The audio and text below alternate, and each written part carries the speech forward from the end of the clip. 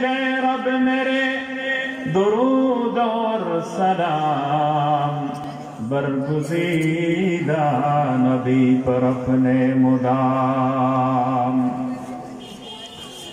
گھبراؤ نہ دیوانوں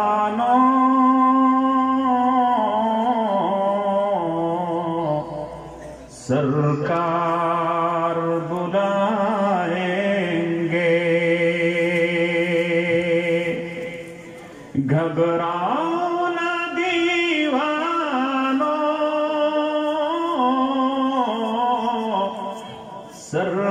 سرکار بلائیں گے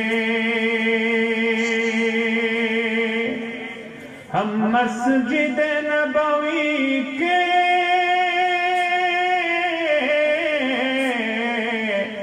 دیکھیں گے میناروں کو اور گنبد خضرا کے پر نور نظاروں کو ہم جا کے مدینہ پھر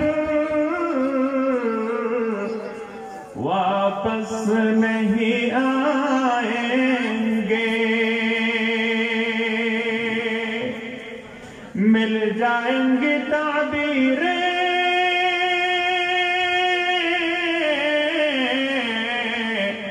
ایک روز تو خوابوں کی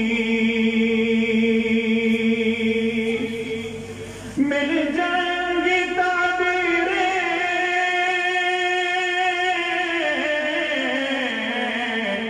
ایک روز تو خوابوں کی گر جائیں گی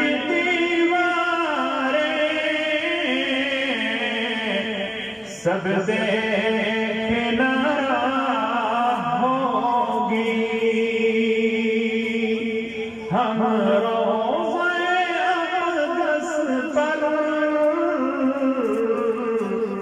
جب آنسو بہائیں گے ہم روزے اقدس پر جب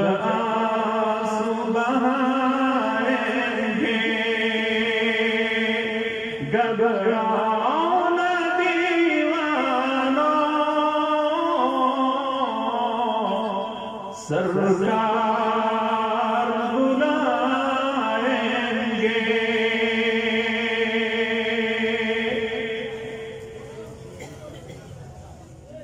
সম্মানিত آج کے صدر محترم صدر اجلاس استاد الاساتذہ استاد العلماء আমাদের মাথার তাজ নয়নমণি عالم کل শিরোমণি حضرت شیخ الحدیث علامہ مقدس علی صاحب محتمین جامعہ اسلامیہ منشی بازار مدرسہ دامت برکاتہم و مدت فیوزہم আমরা সবাই বলি আমিন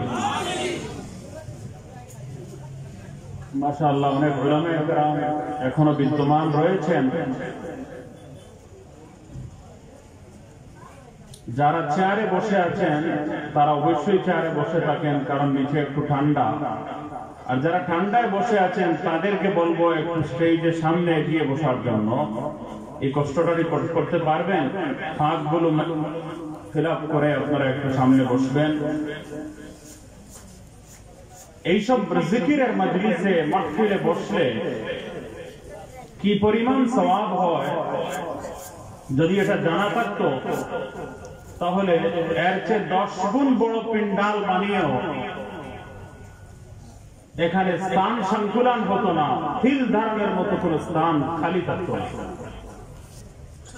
আল্লাহ নবী সাল্লাল্লাহু আলাইহি ওয়াসাল্লাম কি বলেছেন لا يقعد قوم يذكرون الله إلا حفتهم الملائكة وغشيتهم الرحمة ونزلت عليهم السكينة وذكرهم الله في من عنده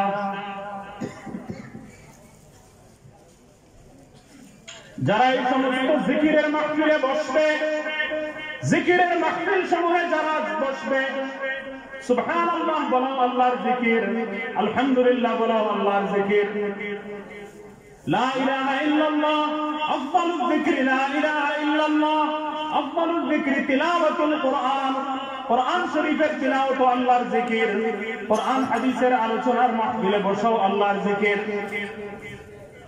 হারাম হালাল মেনে চলা এটাও আল্লাহর জিকির। এই সব জিকিরের মাহফিলে যারা বসবে, আল্লাহ আল্লাহর রাসূলের আলোচনা করবে এবং শুনবে, কুরআন হাদিসের আলোচনা যেখানে হবে, আল্লাহর আলোচনা হবে, আল্লাহর নবীর আলোচনা হবে। এই সমস্ত জিকিরের মাহফিল সম্পর্কে আল্লাহর নবী বলেন, লা ইয়াকুদু কওমুন ইয়াযকুরুনাল্লাহ ইল্লা হাফাতহুমুল মালায়েকা। এই সব জিকিরের মাহফিলে যারা বসবেন, আল্লাহর প্যারা নবী, শেষ নবী হযরত মুহাম্মদুর রাসূলুল্লাহ সাল্লাল্লাহু আলাইহি ওয়াসাল্লাম চারটি পুরস্কারের কথা ঘোষণা দিয়েছেন। সবাই জোরে বলি সুবহানাল্লাহ। একটু আগে আপনারা হযরত মাওলানা জুনায়েদ আল হাবিব সাহেবের জালাময়ী ভাষণ শুনেছেন, আবার উঠে আধা মাঠ চলে গেছেন, তো একটু চা পান খাওয়ার সুযোগ আমি দিলাম। আপনারা আবার মাহফিলে চলে আসবেন।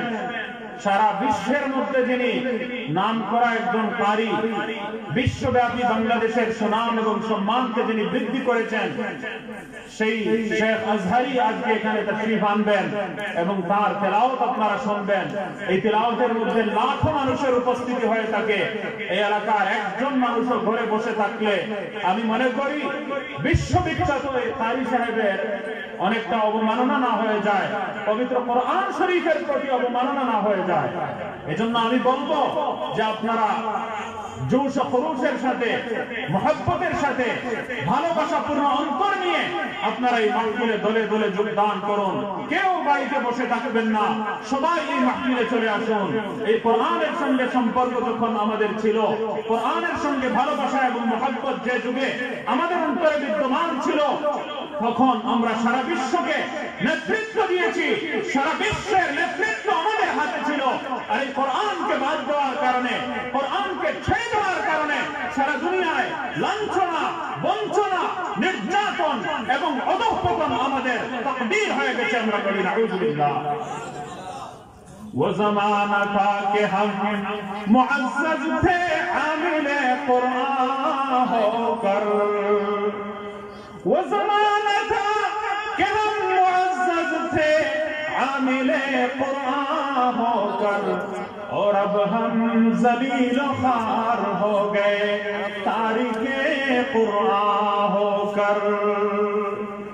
এমন এক যুগ ছিল যখন মুসলমানেরা পবিত্র কোরআনকে তাদের পক্ষে ধারণ করেছিল, তাদের সিনার সঙ্গে লাগিয়েছিল, কোরআনের হালাল হারাম মেনে চলেছিল, কোরআনের সিস্টেম, কোরআনি জীবন ব্যবস্থা দুনিয়াতে তারা বাস্তবায়িত করেছিল, কোরআনি শিক্ষা ব্যবস্থা বাস্তবায়িত করেছিল, কোরআনের অর্থনীতি, কোরআনের রাজনীতি, কোরআনের সমাজনীতি, কোরআনের জীবন ব্যবস্থা তারা দুনিয়াতে নাফিজ এবং বাস্তবায়িত করেছিল, কোরআনকে তাদের ঈমান বানিয়েছিল, আর কোরআন অনুযায়ী তারা জীবন যাপন করত।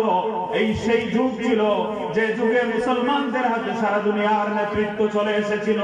সবাই বলি সুবহানাল্লাহ। वो ज़माना था कि हम मुअज़्ज़ज़ थे आमिले कुरान होकर, और अब हम ज़लील ख़ार हो गए तारिके कुरान होकर। আবার আমরা অধঃপতনের শিকার হয়েছি, লাঞ্ছিত বঞ্চিত হচ্ছি, দুঃখে দুঃখে মার খাচ্ছি।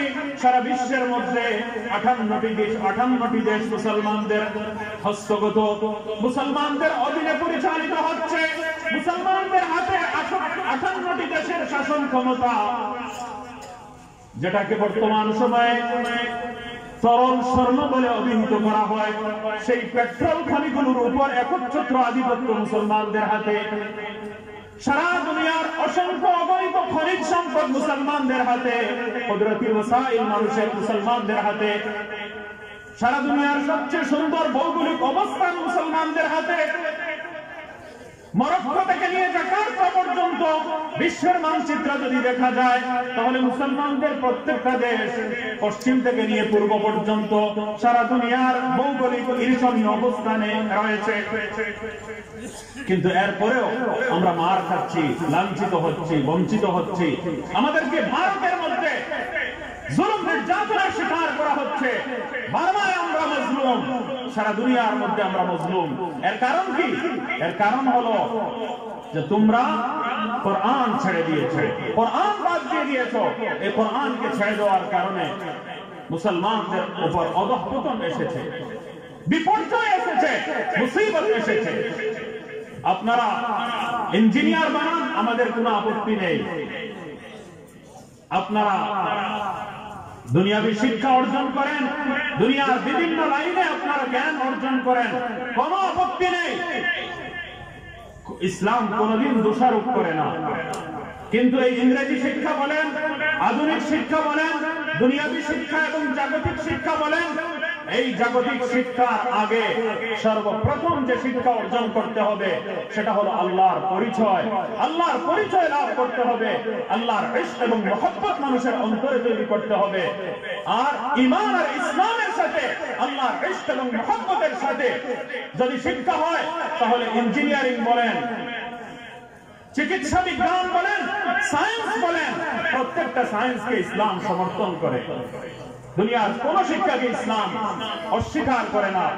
পবিত্র ওয়াহীর প্রথম আয়াত নাযিল হয়েছিল ইকরা বিসমি রাব্বিকাল্লাযী খালাক খালাকাল ইনসানা মিন আলাক اقرأ وربك الأكرم الذي علم بالقلم علم الإنسان ما لم يعلم اقرأ ہے نبی اپنی پڑھون বিসমি রাব্বিকাল্লাযী খালাক, ওই রবের নামে, ওই প্রতিপালকের নামে, ওই পালনেওয়ালা আল্লাহর নামে, যিনি সকল জাহানের প্রতিপালক, সকল জাহানের লালন পালনকারী, তার নামে পড়ুন। বিসমি রাব্বিকাল্লাযী খালাক, ওই রব যিনি সমগ্র জাহানকে সৃষ্টি করেছেন, সকল জাহানকে যিনি সৃষ্টি করেছেন। উলামায়ে কেরাম ব্যাখ্যার মধ্যে বলেছেন, কি পড়ো এই কথা না বলে কোন রবের নামে পড়তে হবে, সেই রবের পরিচয় বহনকারী খালিক সিফাতের উল্লেখ করার মধ্য দিয়ে সৃষ্টিকর্তা যিনি সবকিছু সৃষ্টি করেছেন এই কথা উল্লেখ করার মাধ্যমে কোরআন শরীফের এই আয়াতের মধ্যে গোপন ইঙ্গিত পাওয়া যায়, দূরবর্তী ইঙ্গিত পাওয়া যায় যে সারা দুনিয়ার সৃষ্টিকে পড়তে হবে, আকাশকে পড়তে হবে, বাতাসকে পড়তে হবে, চন্দ্রকে পড়তে হবে, সূর্যকে পড়তে হবে, তারকারাজিকে পড়তে হবে, গ্যালাক্সিকে পড়তে হবে, কুল কায়নাতের অসংখ্য অগণিত সৃষ্টিকে পড়তে হবে। সারা দুনিয়ার মধ্যে সায়েন্স বলতে কি বোঝায়? সকল সৃষ্টিকে ভালো করে পড়া, সৃষ্টিকে ভালো করে বোঝা, সৃষ্টির গুরুত্ব এবং মাহাত্ম্য অনুধাবন করা, এর নাম হলো শিক্ষা। এর দিকে ইঙ্গিত করা হয়েছে। তো যে ওয়াহীর, যে ইসলামের প্রথম ওয়াহীর প্রথম আয়াত জ্ঞান বিজ্ঞানের প্রতিটি শাখা প্রশাখা চরম উৎকর্ষ অর্জনের ঘোষণা দিয়ে নাযিল হয়, সেই ইসলামকে যদি শিক্ষার পথে বাধা বলা হয়, সেই ইসলামকে যদি শিক্ষার পথে অন্তরায় বলা হয়, প্রগতির পথে বাধা যদি আখ্যায়িত করা হয়, তাহলে আসমানের নিচে জমিনের উপর এর চেয়ে বড় নির্জল মিথ্যাচার এবং সবচেয়ে বড় পাক্কা মিথ্যা হতে পারে না, ঠিক কিনা? আপনারা আমার কথা বুঝতে পারছেন? সবগুলো শিক্ষা জ্ঞান বিজ্ঞানের প্রতিটি শাখা প্রশাখা চরম উৎকর্ষের ঘোষণা দিয়ে প্রত্যেকটি শাখা এবং প্রত্যেকটি শাস্ত্রের স্বীকৃতি দিয়ে ওয়াহীর প্রথম আয়াত নাযিল হয়েছে। কিন্তু সাথে সাথে বলা হয়েছে বিসমি রাব্বিকাল্লাযী খালাক, ওই রবের নামে পড়ুন যিনি সকল জাহানের খালিক এবং মালিক। রবের নামে পড়া হতে হবে। শিক্ষাই জাতির মেরুদণ্ড, এই কথাটা সারা দুনিয়াতে বলা হয়, কিন্তু কোন পড়া, কোন শিক্ষা? যে শিক্ষার মধ্যে খালিকের পরিচয় পাওয়া যায়, রবের পরিচয় পাওয়া যায়, রবের নামের পড়া হতে হবে। আজকে সায়েন্স শিক্ষা দেওয়া হচ্ছে লোহার গুরুত্ব, স্টিল মিলগুলোতে যান। আমি এক দেশের স্টিল মিলে গিয়েছিলাম, 5 মাইল এরিয়া স্টিল মিল দেখানো হলো। আল্লাহু আকবার। কিন্তু এই লোহার গুরুত্ব বুঝাতে একজনের মুখে ফেনা বের হচ্ছিল, বলছিল যে এই স্টিলের কত ফজিলত, এই লোহার কত ফজিলত। আর এই লোহার ফায়দা কি? মনে হলো জীবনে একটা সেকেন্ড আমরা চলতে পারবো না লোহা ছাড়া। এই মাইক আমার সামনে, এটা লোহা দিয়ে, এই তার আমার সামনে লোহা দিয়ে, এই পিন্ডাল লোহা দিয়ে, এই স্টেজ লোহা দিয়ে, এই ডায়াস লোহা দিয়ে, এই ফার্নিচার লোহা ছাড়া অস্তিত্ব লাভ করতে পারে না। সব জিনিসের মধ্যে লোহার ব্যবহার। এই জন্য লোহার শক্তি কত বেশি সেগুলো আমাদেরকে কয়েক ঘন্টা দেখানো হলো। কিন্তু আমি চিন্তায় পড়ে গেলাম যে লোহা তো এই মাখলুক চিনল, কিন্তু লোহার খালিক আর মালিককে চিনল না।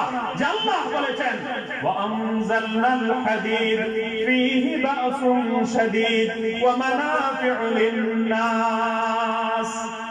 হে মানুষ, এই লোহাকে তুমি দেখছো, লোহার মধ্যে এত শক্তি, লোহার এত বেশি উপকারিতা, লোহার এত বেশি ফায়দা। দুনিয়ার প্রত্যেকটা জিনিসের পেছনে লোহার হাত রয়েছে, লোহার শক্তি কার্যকর রয়েছে।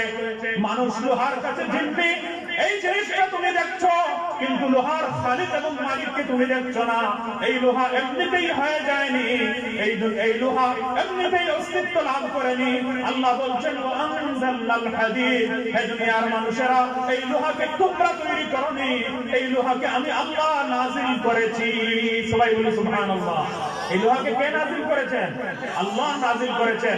আজ লোহাকে পড়ানো হচ্ছে, লোহার স্টাডি করা হচ্ছে, স্টিলের স্টাডি করা হচ্ছে। স্টিলের মালিক আর খালিক যে আল্লাহ রাব্বুল আলামিন, সেই আল্লাহর কুদরত আর সেই আল্লাহর মারিফত, সেই আল্লাহর ভালোবাসা আর সেই আল্লাহর পরিচয় দুনিয়ার সামনে তুলে ধরা হচ্ছে না। এই লোহার মাধ্যমে সায়েন্সের বিভিন্ন শাখা প্রশাখার শিক্ষা এবং প্রশিক্ষণের মাধ্যমে আল্লাহর মারিফত, আল্লাহর ভালোবাসা, আল্লাহর মুহাব্বত এবং আল্লাহর পরিচয় অন্তর্জগতে সৃষ্টি করা ছিল কাম্য। এমন শিক্ষা ইসলাম চায়। সারা দুনিয়াতে বলা হয় শিক্ষাই জাতির মেরুদণ্ড, শিক্ষাই জাতির মেরুদণ্ড সারা দুনিয়াতে বলা হয়। উর্দুতেও বলা হয় তালিম रीढ़ की हड्डी की हैसियत रखती है। দুনিয়ার অন্যান্য ভাষায় বলা হয় যে শিক্ষা হলো ব্যাকবোন বা মেরুদণ্ড। কিন্তু কোন শিক্ষা? আল্লাহর মারিফত যে শিক্ষার মধ্যে রয়েছে, আল্লাহর মুহাব্বত যে শিক্ষার মধ্যে রয়েছে, ওই শিক্ষা যদি না থাকে, আল্লাহর পরিচয় ছাড়া যে শিক্ষা দেওয়া হবে, ওই শিক্ষার মাধ্যমে সায়েন্টিস্ট তৈরি হতে পারে, বৈজ্ঞানিক তৈরি হতে পারে, চিকিৎসা বিজ্ঞানী তৈরি হতে পারে, কিন্তু আল্লাহর মুহাব্বত এবং দ্বীন আর ইসলাম তাদের অন্তরে থাকতে পারে না। আর তাই হচ্ছে দুনিয়াতে।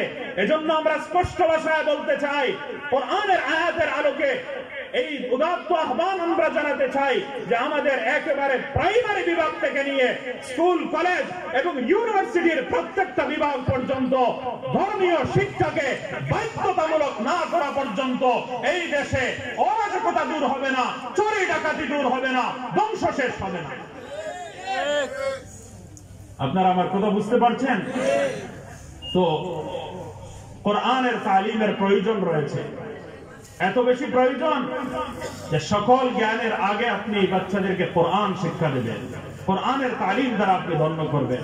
এই কোরআনের সঙ্গে যদি সম্পর্ক আমাদের হয়ে যায়, তাহলে দুনিয়ার সব অবনতি, অবক্ষয়, বিপর্যয় আমাদের দূর হয়ে যাবে।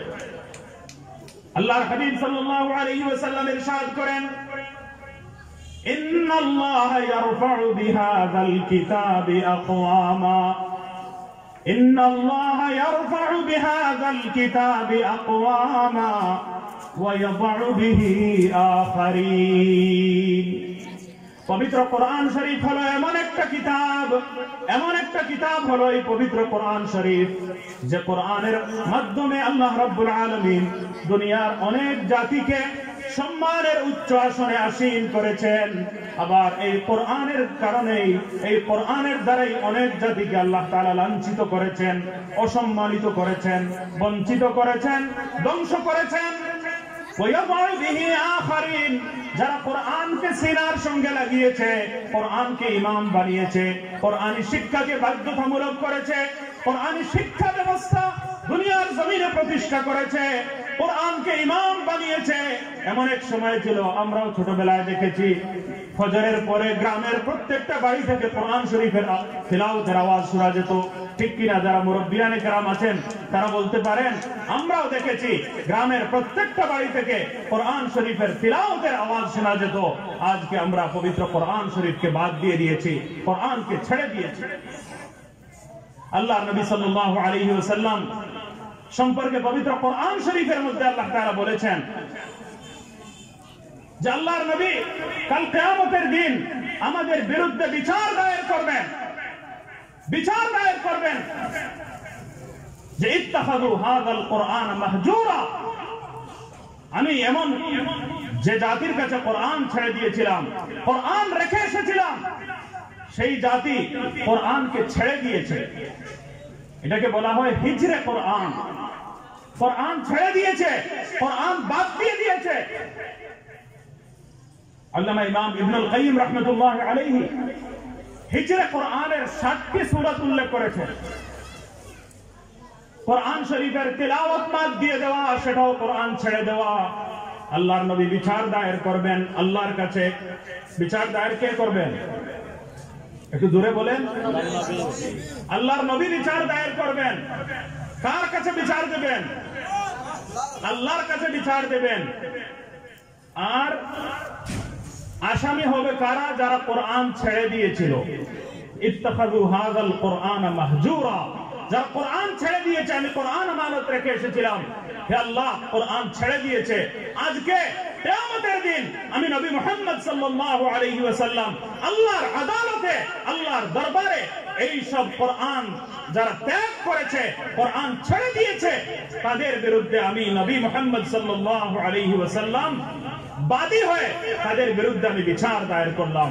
এখন মনে করেন, যদি আল্লাহ তাআলা, আল্লাহর নবী হন বাদী, বিচার দায়েরকারী, আর আল্লাহ যদি হন বিচারক, আর আমরা যদি হই আসামির কাঠগড়ায় আসামি, তাহলে বাঁচাবার কেউ আছে? কেউ বাঁচাতে পারবে?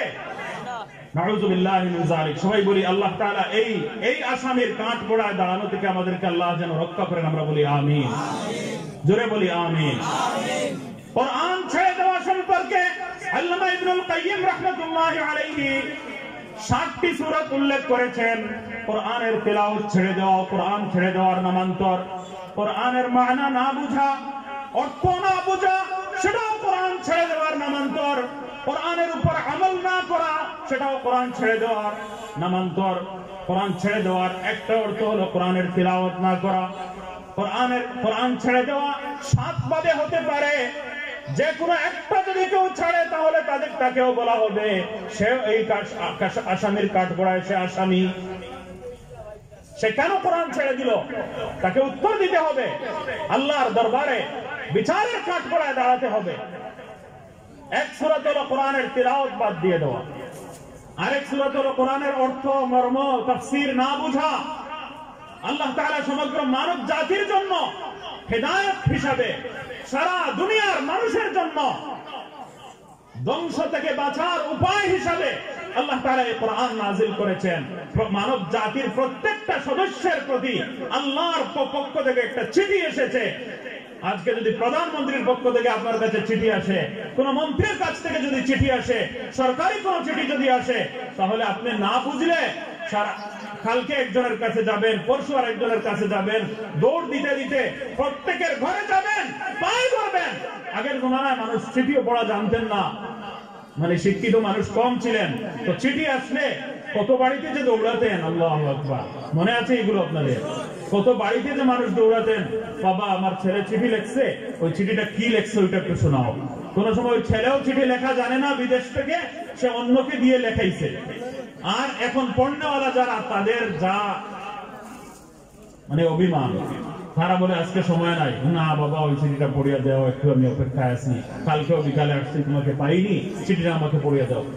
যদি আমার ছেলে চিঠি লেখে, সরকারের পক্ষ থেকে যদি চিঠি আসে, তাহলে সেই চিঠি বুঝবার জন্য, সেই চিঠির মর্ম অনুধাবন করার জন্য যদি আমি পাগল পারা হয়ে যাই, যদি আমি পাগল হয়ে যাই, আমি যদি পেরেশান হয়ে যাই তাহলে আমার আল্লাহ রাব্বুল আলামিন আমি বান্দার প্রতি একটা চিঠি নাজিল করেছেন, একটা চিঠি লিখেছেন। সেই চিঠি হলো পবিত্র কোরআন শরীফ। এই কোরআনের অর্থ বুঝার জন্য আমরা কয়জন চেষ্টা করি? এই কোরআনের মর্ম বুঝার জন্য আমরা কয়জন আলেম উলামায়ে কেরামের কাছে যাই? দারুল উলুম দেওবন্দের প্রথম ছাত্র, প্রথম শিক্ষার্থী শেখুল হিন্দ মাওলানা মাহমুদ হাসান রাহমাতুল্লাহি আলাইহি, নাম শুনেছেন আপনারা? আমার কথা বুঝতে অসুবিধা হচ্ছে না তো? একটু কথা বললে আমি মনে করব যে আপনারা একটু আবেগ আছে।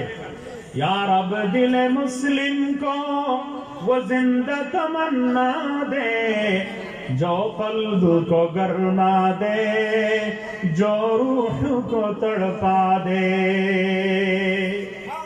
या रब दिल मुस्लिम को वो जिंदा तमन्ना दे, जो कल्ब को गरमा दे, जो रूह को तड़पा दे। এই কোরআন বুঝার জন্য আবেগ লাগবে, ঈমানের উত্থাপ লাগবে, ভালোবাসা এবং মহব্বত লাগবে, দ্বীনি জজবা আমাদের অন্তরে সৃষ্টি করতে হবে। ওয়াইদা তুলিয়াত আলাইহিম আয়াতুহু যাদাতুহু ঈমানা। কোরআন শরীফ তিলাওয়াতের মাধ্যমেও ঈমান বৃদ্ধি প্রাপ্ত হয়। আজকে বিশ্বের বিখ্যাত কারি সাহেব আসবেন এখানে, আর তিলাওয়াত শোনার জন্য আপনারা এখানে 1 লক্ষ মানুষ জমা হলেও আমি মনে করি কোরআনের প্রতি শ্রদ্ধা প্রদর্শনের দাবি আমরা পূরণ করতে পারলাম না। সুবহানাল্লাহ। এজন্য সবাইকে বলবো এইসব মাহফিলে চলে আসতে, তাড়াতাড়ি চলে আসতে বলবো। আল্লাহ রাব্বুল আলামিন যে কিতাব নাযিল করেছেন এর দ্বিতীয় দাবি হলো অর্থ বুঝা, তিলাওয়াত করা প্রথম দাবি। হযরত হাসান বসরি রাহমাতুল্লাহ আলাইহির কওল আমি পড়েছি, যদি কেউ প্রতিদিন অন্তত 20 আয়াত পড়ে নেয়, কমপক্ষে যদি 20 খানা আয়াত পড়ে নেয়, তাহলে অন্তত সে গাফিলিনদের অন্তর্ভুক্ত থাকবে না, তার নাম গাফিলদের মধ্যে শামিল থাকবে। এতটুকু অন্তত প্রতিদিন আমরা যেন তিলাওয়াত করতে পারি, যে কোনো ভাবে। কিছু যদি তিলাওয়াত আমি না করি তাহলে, আর কোরআনের কিছু অংশ যদি আমার অন্তরে না থাকে, কিছু সূরা যদি আমি মুখস্থ না রাখি, কিছু তিলাওয়াতের অভ্যাস যদি আমার না থাকে, তাহলে এমন মানুষ সম্পর্কে হাদিসের মধ্যে বলা হয়েছে, ইন্নাল্লাযী লাইসা ফী জাওফিহি শাইআম মিনাল কুরআন, ইন্নাল্লাযী লাইসা ফী জাওফিহি শাইউম মিনাল কুরআন كالبيت الخرب أو كما قال النبي عليه الصلاة والسلام। قرآن شريف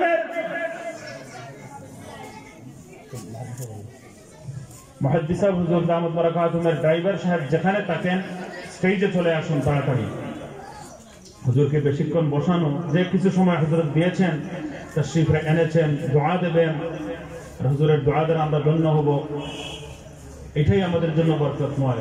আমরা দোয়া করি আল্লাহ তাআলা হুজুরের নেক হায়াত সুস্থতার সাথে যেন আল্লাহ তাআলা বাড়িয়ে দেন। আমরা সবাই বলি আমিন, জোরে বলেন আমিন। আমার ওয়ালিদ সাহেব শেখুল হাদিস হযরত মাওলানা আব্দুল মুসাউবির সাহেব নির্বাহী মুহতামিম জামিয়া ইসলামিয়া মুন্সি বাজার মাদ্রাসা, তিনিও এখানে মারাত্মক অসুস্থ অবস্থায় এই সমস্ত মাহফিলগুলোতে আর যাওয়ার মতো শারীরিক সামর্থ্য নেই। আল্লাহ তাআলা যেন পরিপূর্ণ সুস্থতা দান করেন, শিফায়ে কামিল আজিল যেন দান করেন এবং সুস্থতার সাথে নেক হায়াত বাড়িয়ে দেন। আমরা বলি আমিন, একটু জোরে বলি আমিন। এত মানুষের আমিন আল্লাহ তাআলা বেকার দেবেন না। এই সমস্ত আমিনের বরকতে ইনশাআল্লাহ এই সমস্ত বুজুর্গানে দ্বীনের ছায়া আমাদের মাথার উপর কায়েম এবং দায়েম থাকবে ইনশাআল্লাহ।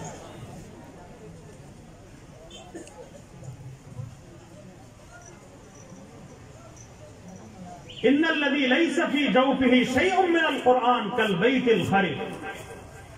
কারো ভিতরে যদি কোরআনের সামান্যতম কোনো অংশ যদি না থাকে, তাহলে সে উজাড় ঘরের মতো। উজাড় ঘর কোনটা? একটু উদাহরণ দিলে বুঝবেন বিষয়টা। উজাড় ঘর কোনটা? ধরেন একটা ঘরের মধ্যে তালা লাগিয়ে আপনি চলে গেছেন, আর দরজা জানালা সব কিছু বন্ধ করে তালা লাগিয়ে চলে গেছেন। বিয়ানীবাজারে এক বাড়িতে এরকম বিদেশিরা চলে গিয়েছিল, অনেক 10 বছর পরে এসেছে, ভেতরে দেখে হাজারো সাপ ভরে গেছে, সাপে সারা ঘরটা ভরে গেছে। এখন এই ঘরে ঢোকাও সম্ভব না। তো আসার পর 10-20 বছর পরে যদি এই বাড়িটা খোলেন, তাহলে খোলার পর দেখবেন মাকড়সা জাল বেঁধেছে, খেচু তার বাসা বানিয়েছে, সাপ বিচ্ছু ভরে গেছে সারা ঘরে, কেউ পাড়া মারতে পারবে না, পা রাখতে পারবে না, ঢুকতেও সাহস হবে না। এই অবস্থার সৃষ্টি হয়ে যাবে, ভয় পাবে, এখানে সাপ বিচ্ছু জিন ভূতের আসর হবে, এই ঘরটা একটা ভয়ঙ্কর ঘর হবে। কেউ বলবে না আমি এখানে কাছেও যাব না, এটা দরজা আমি খুলবো না, এর ভিতরে জিন ভূত হয়তো বাসা বেঁধেছে, আমার ক্ষতি হবে, আমার পরিবার পরিজনের ক্ষতি হবে, কাছেও আমরা যাব না। এমন ঘরকে বলা হয় উজাড় ঘর। আল্লাহর কসম, আপনার ঘরকে যত সুন্দর ফার্নিচার দ্বারা সজ্জিত করুন না কেন, যত সুন্দর কটন এবং পর্দা লাগিয়ে আপনার ঘরকে সুন্দর করার চেষ্টা করুন না কেন, যত সুন্দর বাথরুম, টয়লেট আর বেডরুম আর ডাইনিং রুম এগুলো তৈরি করেন না কেন, যদি এই ঘরের মধ্যে যদি কোরআন শরীফের তিলাওয়াত যদি না হয়, কোরআন শরীফের তিলাওয়াত যদি না হয়, তাহলে এই ঘর হলো উজাড় ঘরের মতো।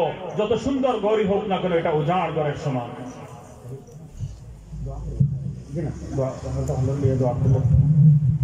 হুজুর যাইবা গিয়ে ইনশাআল্লাহ একটু সময় মুখতাসার দোয়া হইব।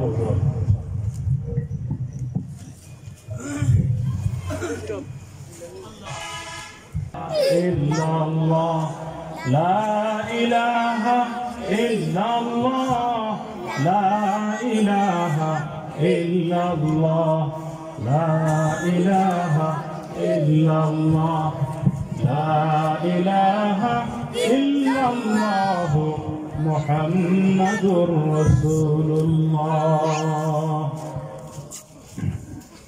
আমরা হুজুরের দোয়া পেয়ে গেলাম। আল্লাহ তাআলা এই সমস্ত দোয়ার জায়গাগুলোকে কায়েম বাকি রাখুন, আমরা সবাই বলি আমিন। এই সমস্ত বুজুর্গানে দ্বীনের বরকতে আমরা দেখতে পাই, এই সমস্ত বুজুর্গানে দ্বীনের বরকতে আমরা দেখতে পাই যে আল্লাহ তাআলা আযাব, বালা, মুসিবত থেকে আমাদেরকে হেফাজত করছেন। তো আপনারা চান এই সমস্ত উলামায়ে কেরাম তৈরি হতে, যদি এই সমস্ত উলামায়ে কেরামকে চান, তাহলে একটা হাদিস আপনারা খেয়াল রাখবেন। আল্লাহর নবী সাল্লাল্লাহু আলাইহি ওয়াসাল্লাম ইরশাদ করেছেন, ইন্নাল্লাহ তাআলা লা ইয়াকবিদুল ইলমা ইনতিজাআন ইয়ানতাজিউহু বাল ইয়াকবিদুল ইলমা বিকবদিল উলামা। আল্লাহ তাআলা এই ইলমে দ্বীনকে, দ্বীনে ইলমকে কিয়ামতের আগে আল্লাহ তাআলা উঠিয়ে নেবেন। এমন হবে না যে কিতাবের পাতায় আর ইলম পাওয়া যাবে না, কিতাব থেকে ইলম শেষ হয়ে যাবে, অন্তর থেকে ইলম শেষ হয়ে যাবে, এমন নয়।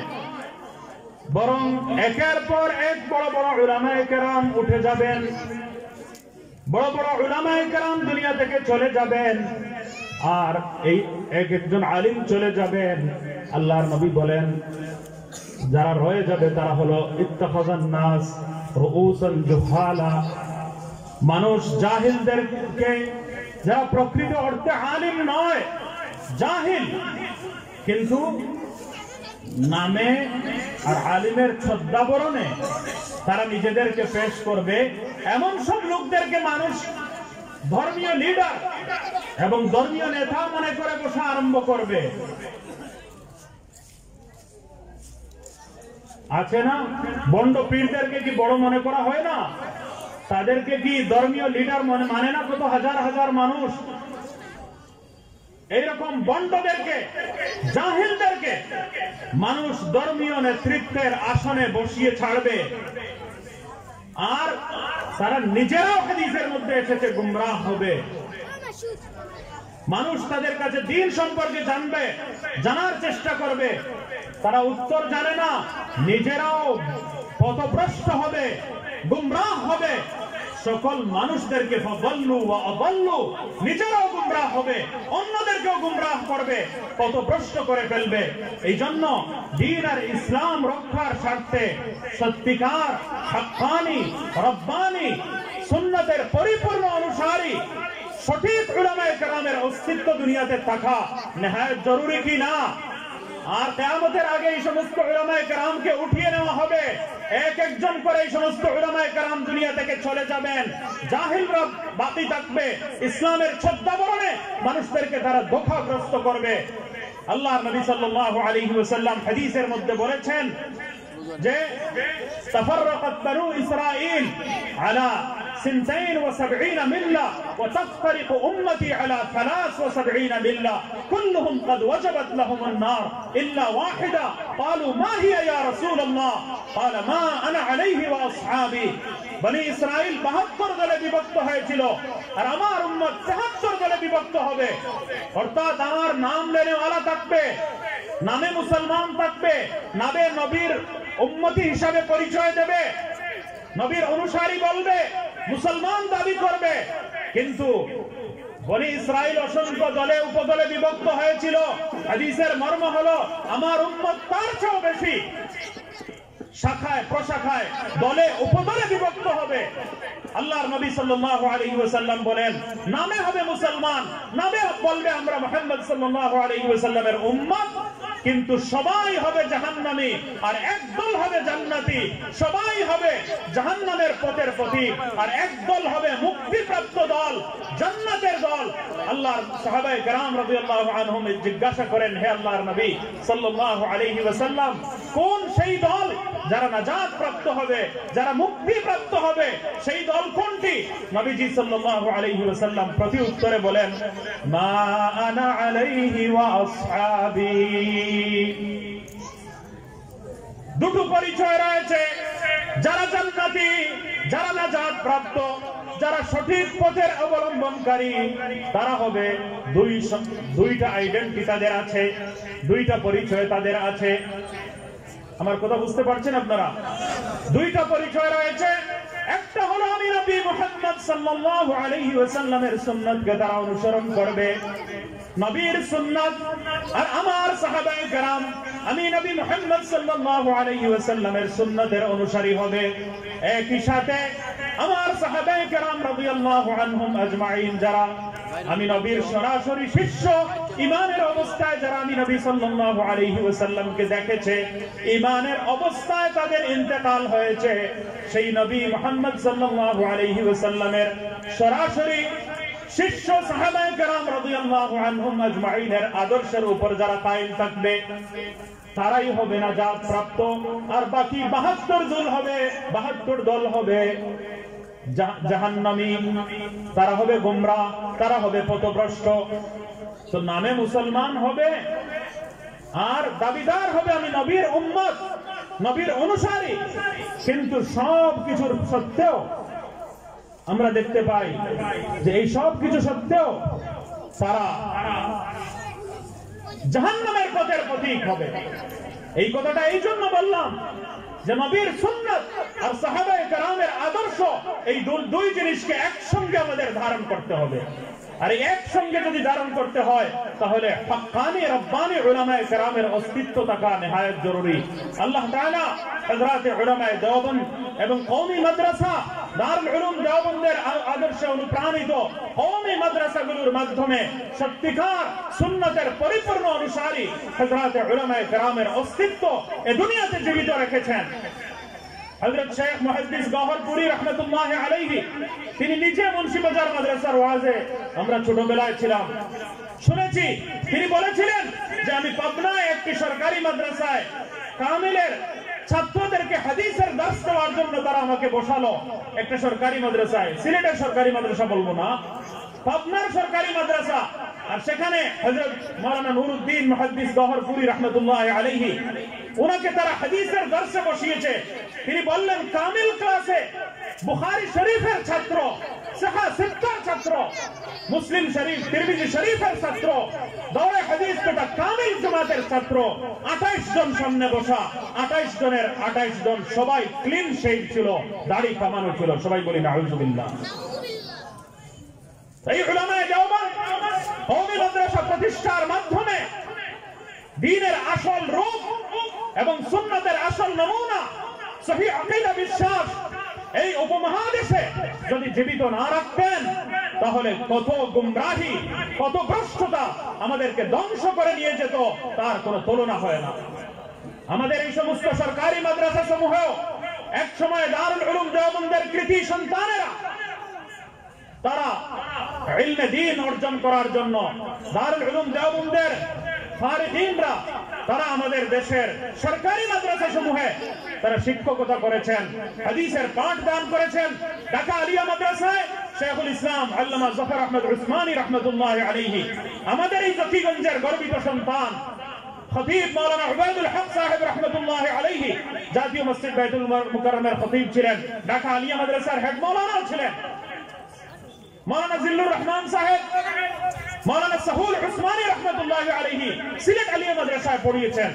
এই সমস্ত উলামায়ে কেরাম যারা দারুল উলুম দেওবন্দের মানব সন্তান এবং বড় বড় আকাবের উলামায়ে কেরাম, আউলিয়ায়ে কেরাম, বুজুর্গানে দ্বীন, সুন্নাতের পরিপূর্ণ অনুসারী, বুজুর্গানে দ্বীনের আদর্শে অনুপ্রাণিত এবং তাদের শিষ্যত্ব গ্রহণের কারণে আমাদের সিলেটের সরকারি মাদ্রাসা সমূহের মধ্যেও আমরা সুন্দর একটা রূপ দেখতে পাই। এই উলামায়ে দেওবন্দের সুন্দর একটা প্রভাব আমরা পরিলক্ষিত হতে দেখতে পাই।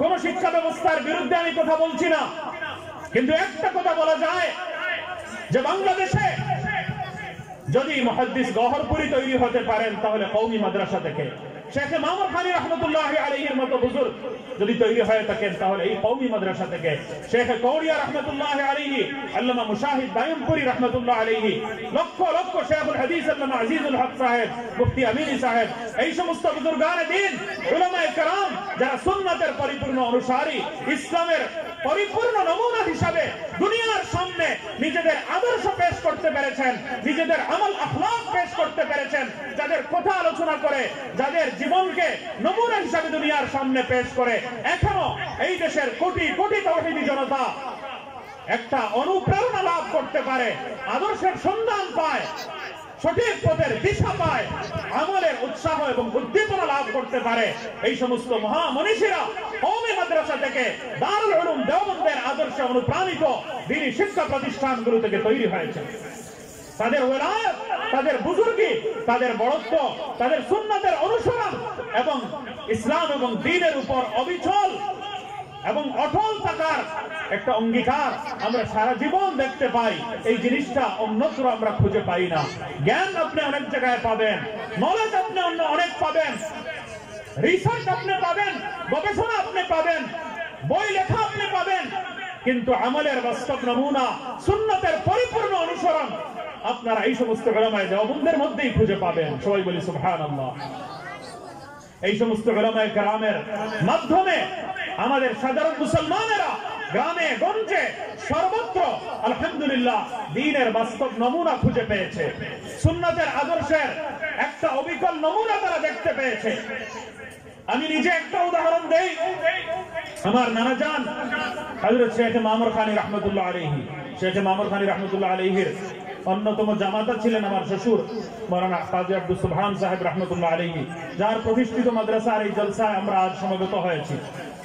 তিনিও সুন্নাতের উপর আমল কখনো বাদ দিতেন না। এটাই ছিল প্রকৃত ইশকে নববী।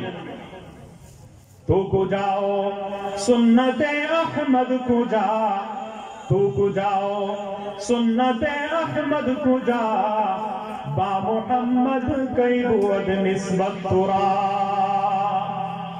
তুমি কোথায় আর আল্লাহর নবীর সুন্নাত কোথায়?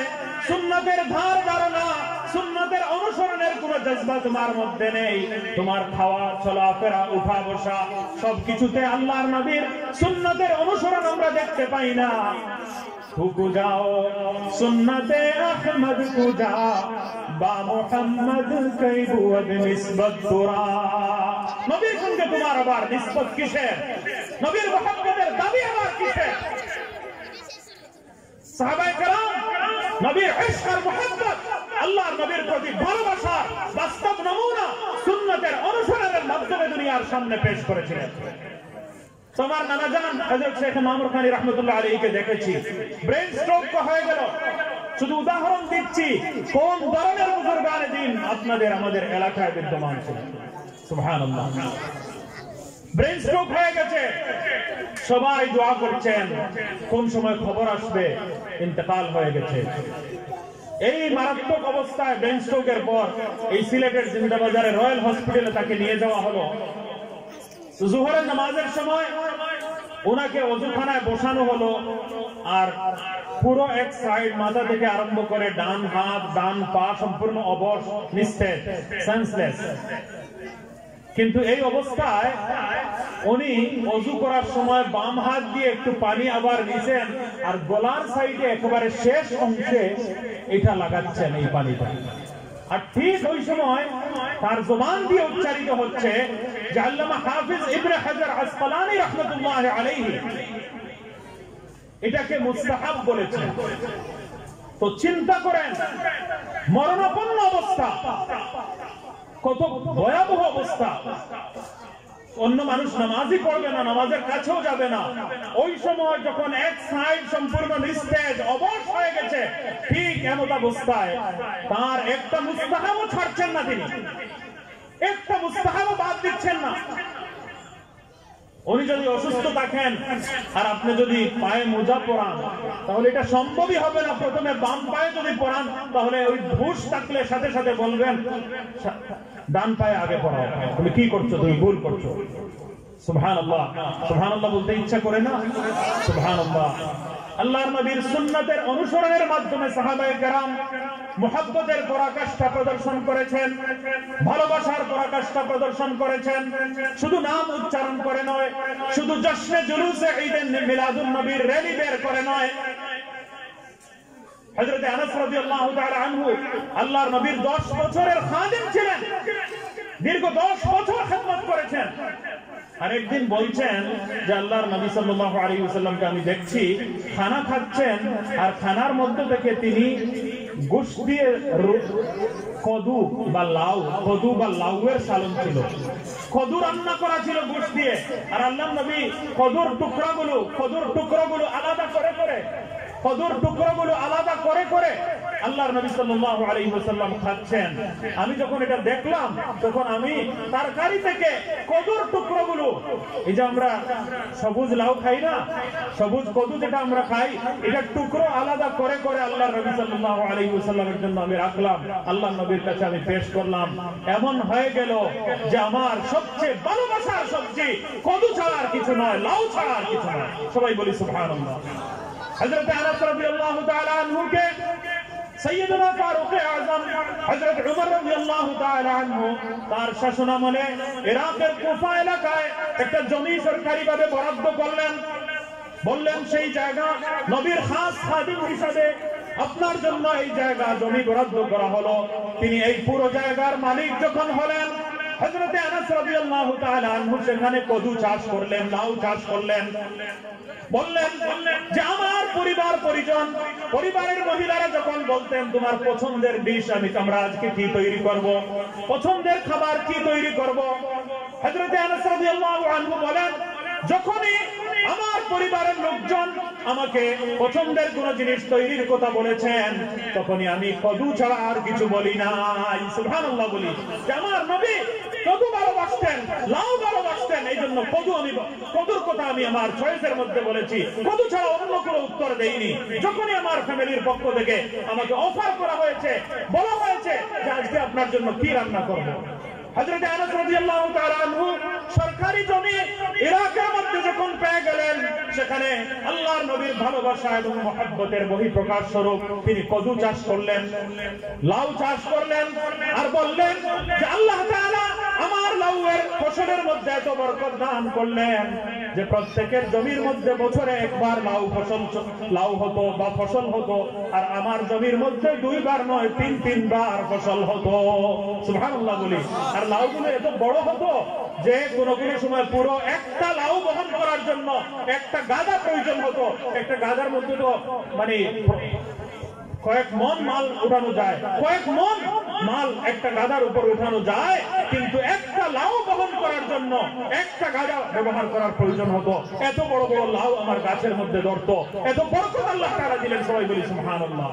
চিন্তা করেন, সাহাবায়ে কেরাম অনুষ্ঠান করেই কেবল আনুষ্ঠানিকতার মাধ্যমে মহব্বতের বহিঃপ্রকাশ করেননি, বরং তারা সুন্নতের অনুসরণের মাধ্যমে নবীজি যে যে জিনিসকে ভালোবাসতেন, যত জিনিসকে পছন্দ করতেন, তারাই পছন্দ করতেন। সবাই বলি সুবহানাল্লাহ।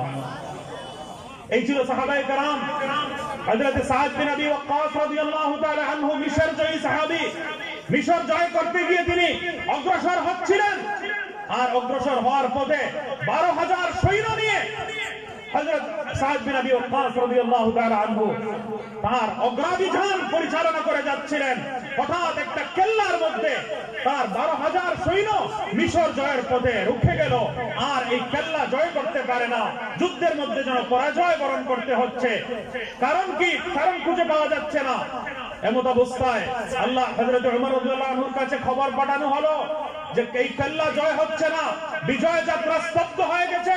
ওমর রাদিয়াল্লাহু আনহু প্রতি উত্তরে 3 জন সাহাবায়ে কেরামের একটা কমিটি তৈরি করে বললেন যে তোমরা খোঁজ নাও, সন্ধান চালাও, আমার এই কাফেলার মধ্যে 12,000 মুসলমান সৈন্যদের মধ্যে আল্লাহর নবীর কোন সুন্নাত ছাড়া গিয়েছে। সুন্নাতের উপর আমল তারা বাদ দিয়ে দিয়েছেন। এই সুন্নাতের উপর আমল বাদ দিয়ে দেওয়ার কারণে আল্লাহ তাআলা বিজয়কে স্তব্ধ করে দিয়েছেন, রুখে দিয়েছেন। 3 জন সাহাবায়ে কেরাম তারা অভিযান চালালেন, অনুসন্ধানী তদন্ত তারা আরম্ভ করলেন। তদন্ত করতে করতে গিয়ে দেখলেন যে এই 12,000 সৈন্যের মধ্যে মিসওয়াকের সুন্নাতের উপর আমল সবাই বাদ দিয়ে দিয়েছেন। হয়তো সফরের ঝামেলায় ব্যস্ততার কারণে পূর্ণরূপে মিসওয়াকের সুন্নাতের উপর সবাই আমল করতে পারছেন না।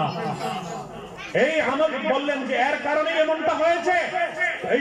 এই সুন্নতের উপর আমল সত্যিকার, বাকি সব সুন্নতের উপর আমল হচ্ছে, শুধু মিসওয়াকের সুন্নত বাদ দিয়ে দেওয়া হয়েছে। সাহাবায়ে কেরাম সুন্দরভাবে যত্ন সহকারে মিসওয়াকের সুন্নতের উপর আমল করলেন। নদীর কিনারায় গিয়ে এই 12,000 সৈন্য যখন একসঙ্গে ওযু করতেন আর মিসওয়াকের সুন্নতের উপর আমল করা আরম্ভ করলেন, তখন দুশমনেরা দূর থেকে তাক লাগিয়ে দেখছিল এরা কি করছে। তারা মিসওয়াক জানে না আর এই সুন্নতের উপর আমল সম্পর্কে অবগত নয়। তারা দেখলো এরা মনে হয় বিজয় অর্জন না করতে পেরে নতুন কোন ফন্দি আরম্ভ করছে, মনে হয় আমাদেরকে কাঁচা চিবিয়ে খেয়ে ফেলবে। এই জন্য তারা দাঁত দাঁড়াচ্ছে। আর এমন ভয় দুশমন সৈন্যদের মধ্যে আল্লাহ তাআলা তৈরি করে দিলেন, এমন ভয় আল্লাহ তাআলা তৈরি করে দিলেন যে তারা এই কেল্লা ছেড়ে দিয়ে তারা পলায়ন করলো আর মুসলমানরা বিজয় হাসিল করলো। সবাই বলি সুবহানাল্লাহ। এই সুন্নতের উপর আমল করার মাধ্যমে আমাদের বিজয় সুনিশ্চিত হয়েছে। এই গুলিস্তানে আন্দোলস, এই গুলিস্তানে আন্দোলস, वो दिन है याद तुझको, था तेरी डालियों में जब आशिया हमारा, चीनो अरब हमारा, हिंदुस्तां हमारा, मुस्लिम है हम, वतन है सारा जहां हमारा, बातिल से दबने नहीं हम, बातिल से दबने वाले आसमां नहीं हम, 100 बार कर चुका है तू इम्तिहा हमारा, मगरिब की वादियों में गूंजी अज़ा हमारी, मगरिब की वादियों में गूंजी अज़ा हमारी, थमता न था किसी से सहने रवा हमारा, चीनो अरब हमारा, हिंदुस्तां हमारा, मुस्लिम है हम, वतन है सारा जहां हमारा। সবাই বলি আল্লাহু আকবার, আর জোরে বলি আল্লাহু আকবার। সাহাবায়ে কেরাম সুন্নাতের উপর আমল করেছিলেন।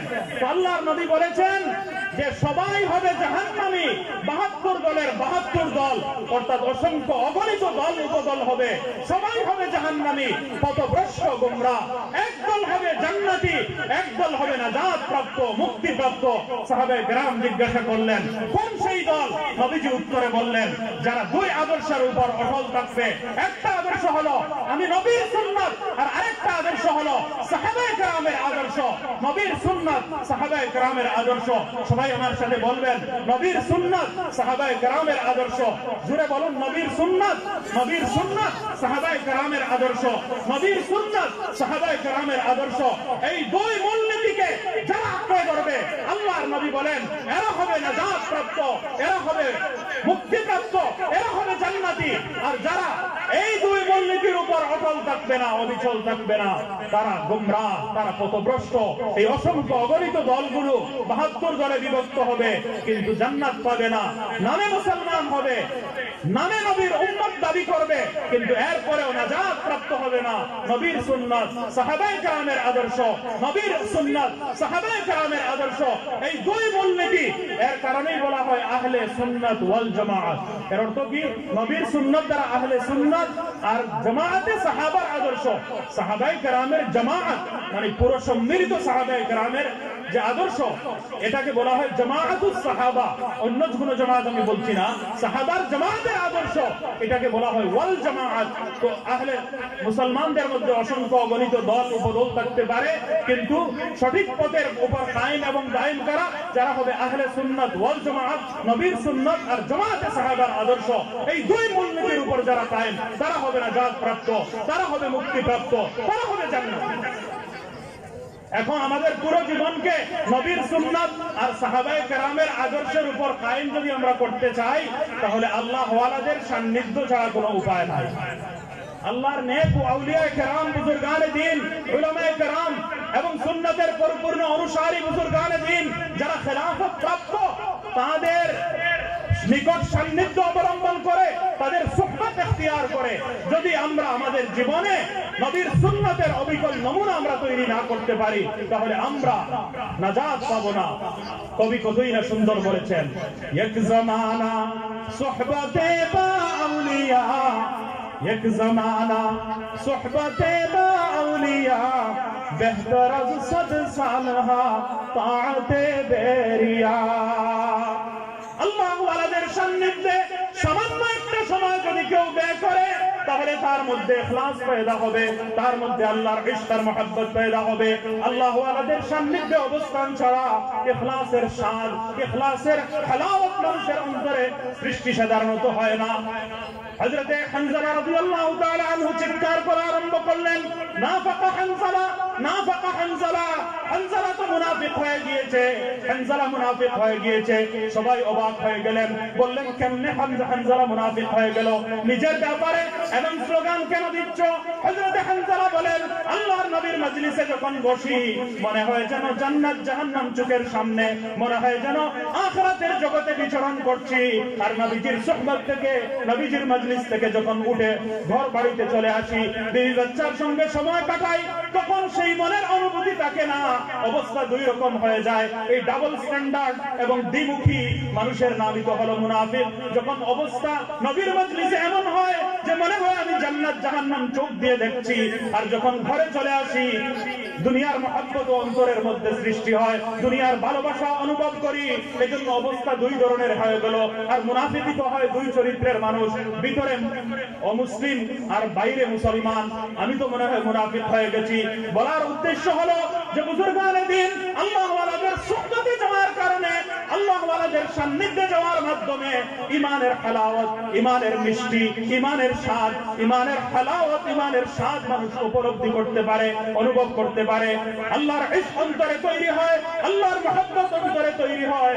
শুধু শুষ্ক জ্ঞান থাকে না, ইলম রাবর তনজানি মারে বুয়াদ ইলম রাবার দিল জানি ইয়ারে বুয়াদ। ইলমকে যদি বাহ্যিক পোশাক বানাও, বাহ্যিক সাজসজ্জা বানাও, মাথার পাগড়ি, গায়ের আবায়া আর সুন্দর লেবাস যদি হয় তোমার ইলমের উপাদান এবং উপকরণ, তাহলে এমন ইলম তোমার জন্য বিষাক্ত সাপের মতো। এই ইলম দ্বারা তুমি নাজাত পাবে না।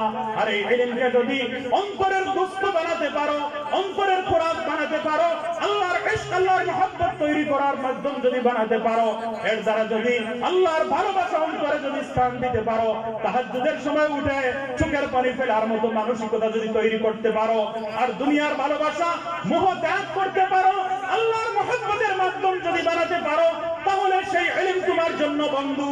আর যে ইলম যদি নিরেট জ্ঞান হয়, শুষ্ক জ্ঞান হয়, ড্রাই নলেজ হয়, আর এর দ্বারা এর মধ্যে আল্লাহর ইশক নাই, ভালোবাসা নাই, মহব্বত নাই, আল্লাহ ওয়ালাদের সুহবত নাই, আল্লাহ ওয়ালাদের সান্নিধ্য নাই, তাহলে এমন ইলম তোমার জন্য বিষাক্ত সাপের মতো, যা তোমাকে দংশন করবে, যা তোমাকে জাহান্নামের পথে পরিচালিত করবে। এই ইলম দ্বারা, এই এমন সব আলিমদের দ্বারা জাহান্নামের আগুনকে প্রজ্বলিত করা হবে, কিন্তু যে ইলম দ্বারা তুমি অন্তরাত্মাকে পরিশুদ্ধ করতে পারবে, এমন ইলমই তোমার জন্য নাজাতের মাধ্যম বিবেচিত হবে ইনশাআল্লাহ।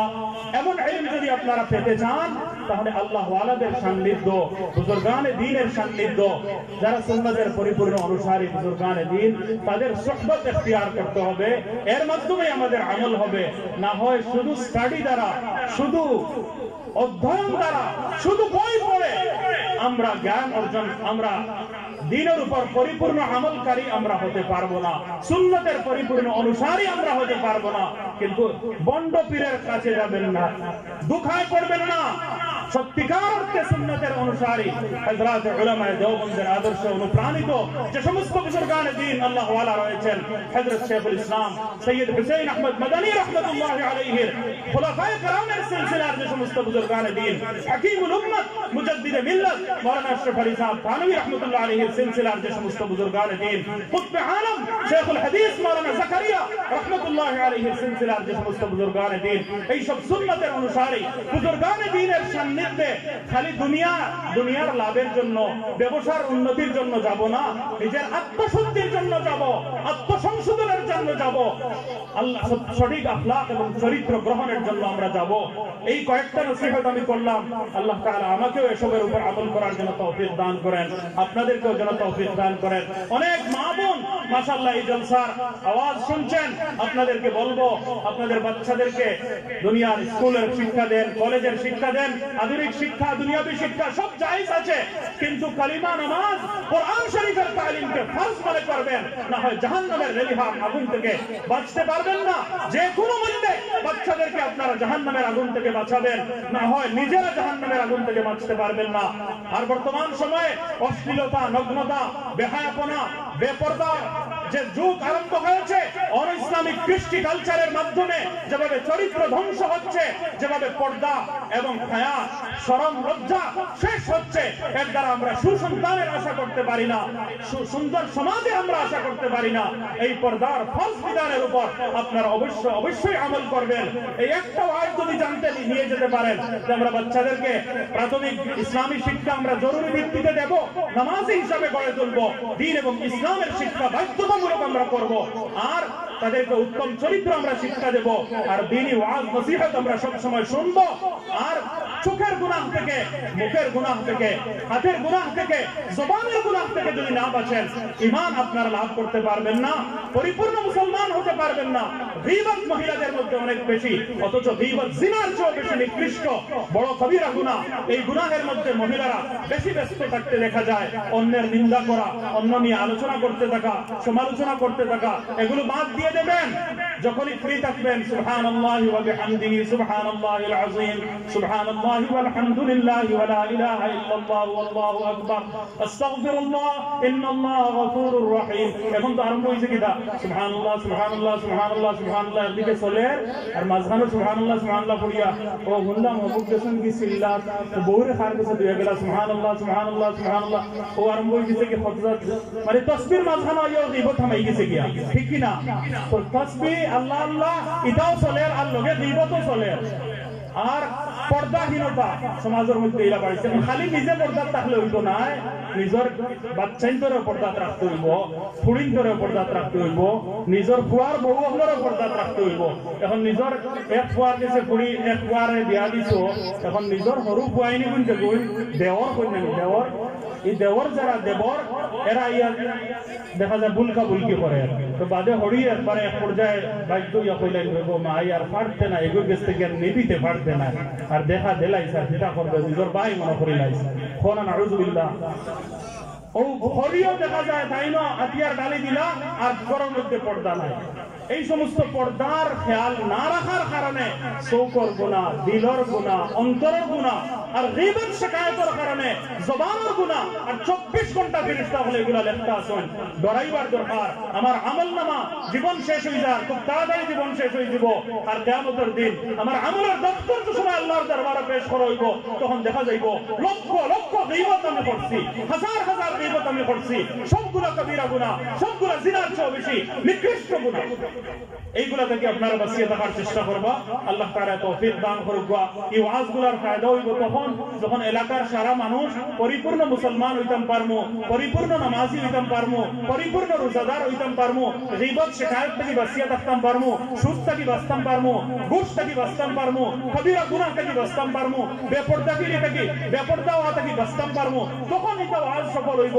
এই লক্ষ লক্ষ টাকা খরচ করিয়া উলামায়ে কেরাম বুজুর্গানে দিনের দাওয়াত করা হইছে, যদি এলাকার সব মা বই নকল কোরআন তিলাওয়াত করনেওয়ালা না বনয়, পাক্কা নামাজি না বনয়, আর গীবত শিকায়ত আর হারাম সব গুনাহ থেকে নিজরে মুক্ত না করতে পারেন, তাহলে এটা ওয়াজের মূল্য সুদ হইতো না, সার্থক হইতো না। এই সমস্ত ওয়াজ মাহফিল আজ থেকে আমরা প্রত্যেকে ওয়াদা করি যে এই সমস্ত গুনার দ্বারে কাছেও যাইতাম না, ঠিক আছে না ইনশাআল্লাহ। আল্লাহ তাআলা তৌফিক দান করুক, এই জলসারে কবুল করুক। আল্লাহ তাআলা আমার শ্বশুর সাহেব হযরত মাওলানা কাজী আব্দুল সুবহান সাহেব রাহমাতুল্লাহি আলাইহি দরজাত রে বুলন্দ করুক। আমরা সবাই কই আমিন। আল্লাহ তাআলা কবরের বেহেশতের বাগান বানাইয়া দেখ।